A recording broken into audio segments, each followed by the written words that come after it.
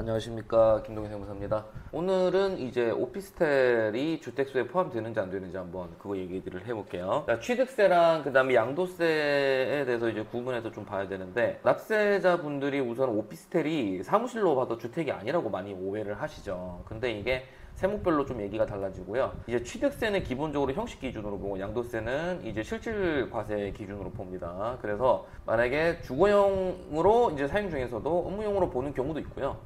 그리고 실질적으로 주거용으로 사용하면 그냥 업무용으로 보지 않고 무조건 주거용으로 보는 경우도, 그러니까 주택으로 보는 경우도 많습니다. 취득세 먼저 얘기를 해볼게요. 취득세는 오피스텔은 업무시설로 봅니다. 주택수 포함 안 돼요.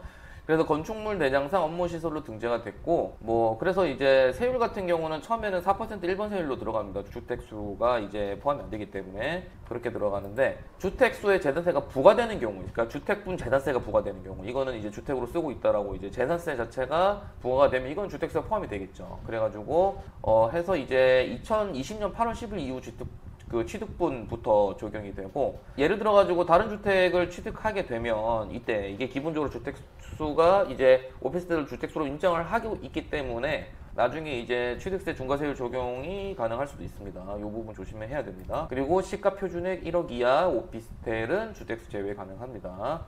예, 그리고 일부 지분 취득을 한다고 하더라도 당연히 지분이니까 작게만 조금만 취득하다 보니까 1억이 안 되지 않냐라고 판단할 수도 있는데요. 그렇게 보지 않고 그 오피스텔 전체에 대해서 1억이 넘는지 안 넘는지, 이제 시가표준액이 그걸 보고 판단합니다. 그리고 취득 당시 매입 가격이 아니라 시가표준액을 보는 겁니다. 그리고 양도세는 제일 중요한 게, 양도세 같은 경우는 실질로 이게 어떻게 쓰고 있는지가 제일 중요해요. 그러니까 아무리 업무용이라고 됐고, 지금까지 재산세도 업무용으로 나와 있고, 그 다음에 취득세도 그렇게 냈다고 한들 실질적으로 사람이 거주를 하고 있으면 이걸 주택으로 봐서 주택수에 포함시킵니다. 그렇게 되면은 지금 현재는 중과세에 대해서 유예 중이니까 상관이 없겠지만 1세대 1주택 비과세 못 받을 수 있습니다. 그래서 만약에 다른 이 오피스텔 때문에 원래 살고 있던 주택을 팔게 됐을 때 1세대 1주택 비과세를 받으려고 했는데, 요 오피스텔이 주택수가 포함이 되니까 요 부분에서 이제 비과세 대상이 불가능해지니까 요거 이제 정확하게 보셔야 됩니다. 이제 체크보드 중간이니까 1번 과세에서 지금 중과세가 아니니까 주거용 사용 중인지가 여부가 핵심입니다. 그래서 이거 의뢰인 분들도